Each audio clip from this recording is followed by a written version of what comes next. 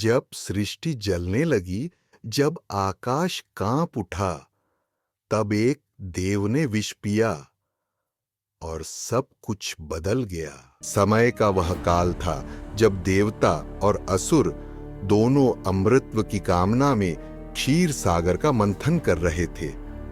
मंदराचल पर्वत मथानी बना, वासुकी नाग रस्सी बना और भगवान विष्णु ने कच्छप कूर्म रूप धारण कर पर्वत को स्थिर रखा।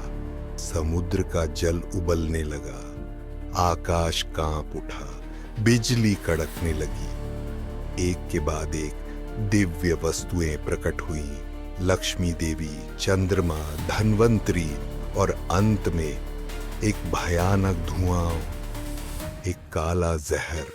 वह था हलाहल विष, ऐसा विष जो तीनों लोकों को भस्म करने की शक्ति रखता था। देवता घबरा गए, असुर भय से भाग खड़े हुए।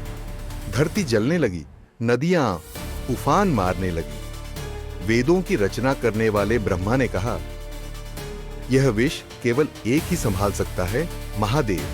कैलाश पर्वत पर ध्यान मग्न बैठे भोलेनाथ, सांसों की गति स्थिर, चारों ओर हिम श्वेत शांति।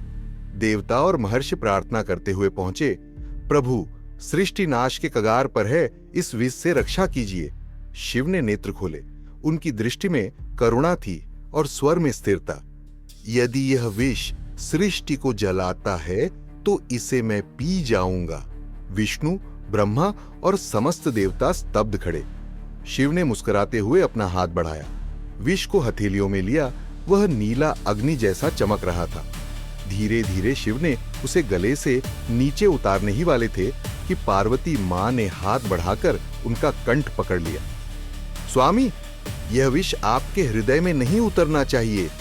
और तभी गले में वह विष ठहर गया, गला नीला पड़ गया। पूरी सृष्टि में आवाज गूंजी, जय नीलकंठ महादेव। परंतु वह विष भीतर जल रहा था। कैलाश पर अग्नि की लपटें उठने लगीं, शिव की देह तपने लगी, गंगा बहने लगी शिव के जटाओं से उस विष की ताप को ठंडा करने। देवता बोले, यदि शिव की अग्नि शांत न हुई तो सृष्टि फिर से जल उठेगी। तब सभी देव, महर्षि और भक्त मिलकर शिवलिंग पर दूध, जल, दही, शहद और बेलपत्र चढ़ाने लगे। दूध ने विष की ज्वाला को शांत किया और तभी से परंपरा चली, जब भी कोई भक्त शिवलिंग पर दूध चढ़ाता है, वह अपने प्रभु की उस वेदना को ठंडक पहुंचाता है।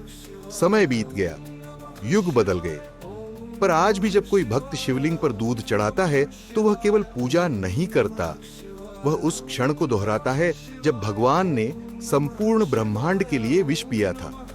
यह एक आस्था नहीं, यह कृतज्ञता का प्रतीक है। जब शिव ने विष पिया, सृष्टि बची, और जब भक्त दूध चढ़ाता है, उसकी आत्मा शुद्ध होती है। जय नीलकंठ महादेव।